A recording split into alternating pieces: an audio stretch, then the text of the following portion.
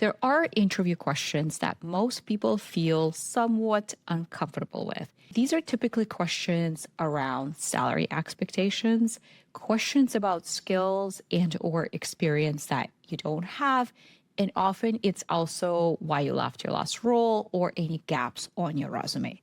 So let's talk about how to approach these uncomfortable questions. What I have found interesting is that despite the fact that our coaching clients have scripts and frameworks on how to approach these questions, they still bring them up in coaching because there's just so much discomfort and almost lack of confidence around actually saying those talk tracks and using those frameworks. So let's talk about this together. In today's episode, we'll talk about how to reframe these questions for yourself so they are no longer uncomfortable. We'll talk about some key communication principles that I teach my clients, and I will offer you some talk tracks that you can start using for your next interview. Let's dive into it. First, let's talk about how to really think through these questions so they're no longer uncomfortable. I have found in my coaching experience, recruiting experience, interviewing experience, that the discomfort comes from this place of feeling like something is wrong with you, right? I have a gap on my resume or I'm lacking some experience. So it feels that the employer is trying to catch you with something that you shouldn't be talking about. So it feels that the employer is maybe trying to kind of catch you that, gotcha, you don't have the skill or you have this gap. So therefore, you're less employable or you're less valuable. And then when it comes to salary, that the discomfort mostly has to do with just the fact that we are typically uncomfortable talking about money out loud. So what I want to offer you is that when employers ask these questions, for them, for most employers, for good employers that you actually would want to work with, for them, it's a neutral question. It really is to understand where you're coming from, what your goals are, what your salary expectations are. It really is not a bad intended question. And most recruiters, for example, are trained to ask these questions in a list of questions that they would ask every single candidate. And I have asked this question myself in interviews a number of times. And I promise you, when someone has a gap on their resume, and I see it, it is there on the resume. So it's not really a surprise to me. But the reason I would ask this question is just to simply understand what's going on, where you're coming from, and where you're at. I also offer you that most people have some sort of a gap on their resume, whether it's because of a layoff, because of health reasons, family reasons, travel, etc. And most people, when they're interviewing for a job, do lack some sort of experience, some sort of skill. So altogether, it's just not as big of a deal.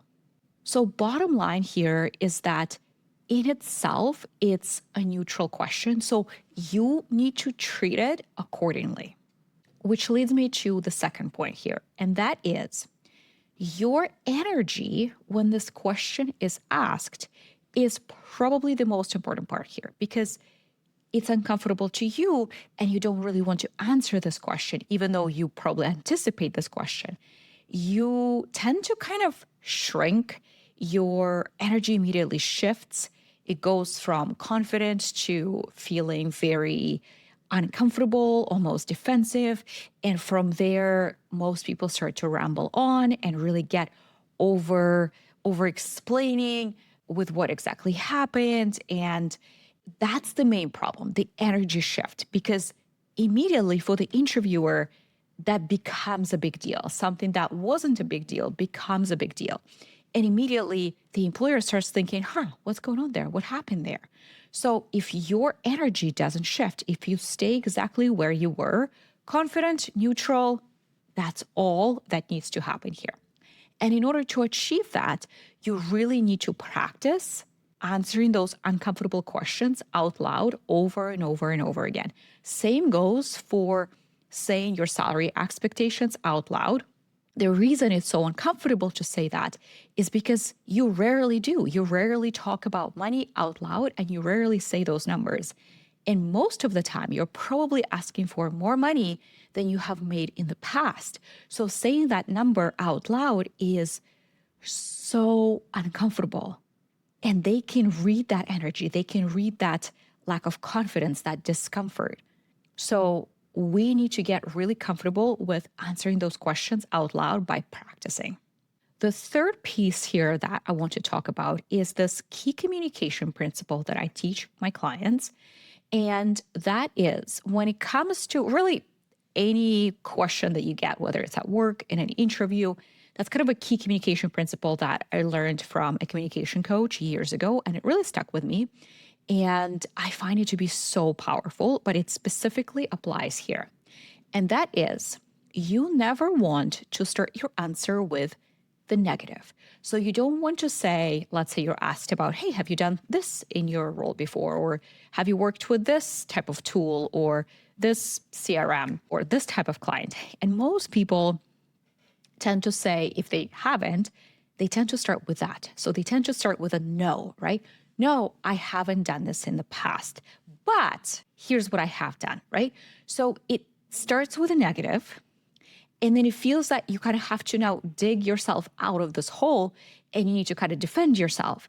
And that's why the energy of the whole answer doesn't feel very good.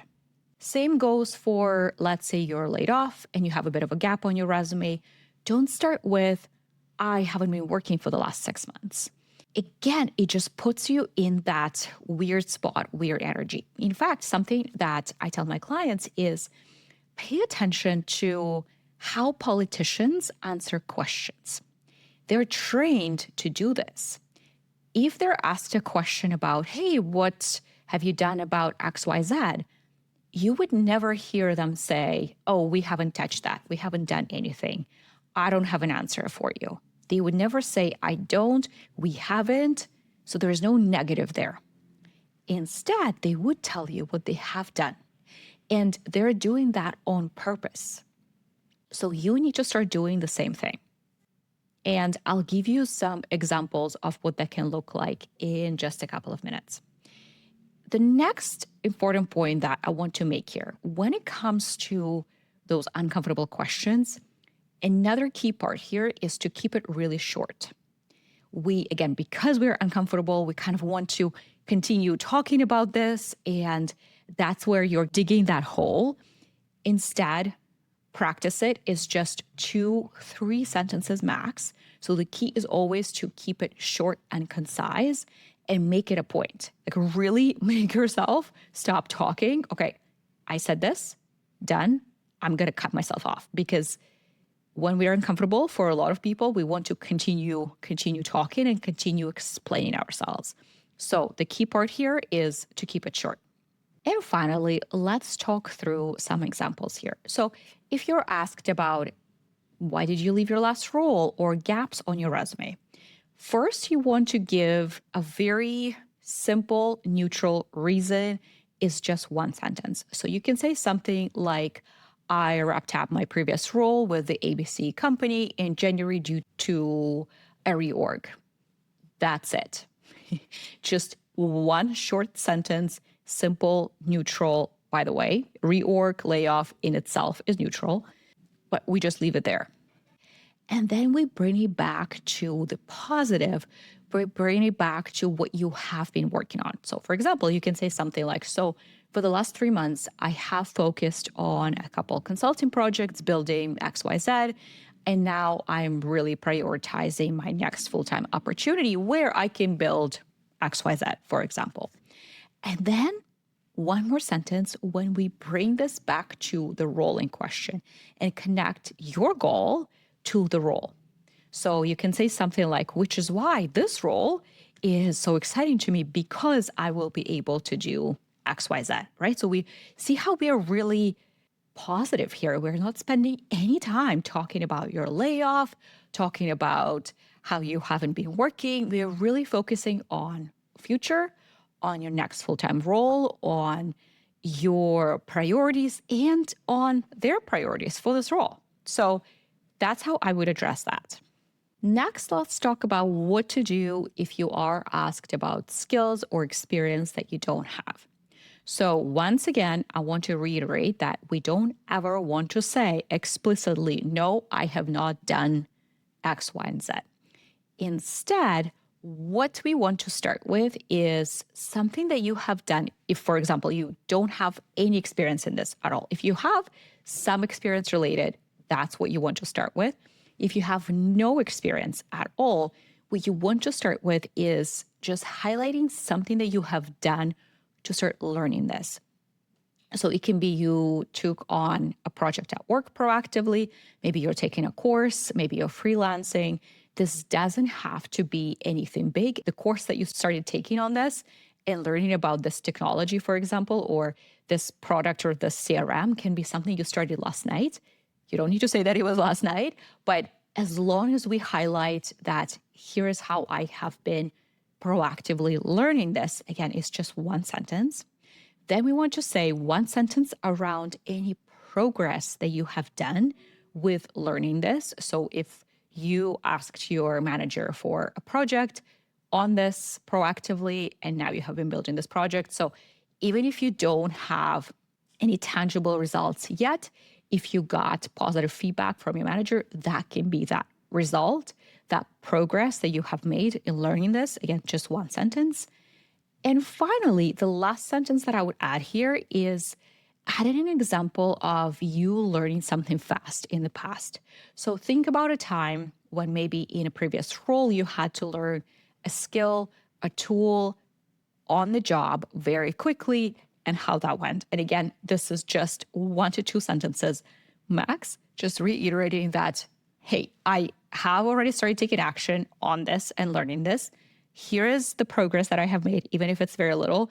And in the past, I also have learned a new skill, new tool very quickly. Therefore, I have full confidence here that I will catch up with this specific tool in the next, let's say, month.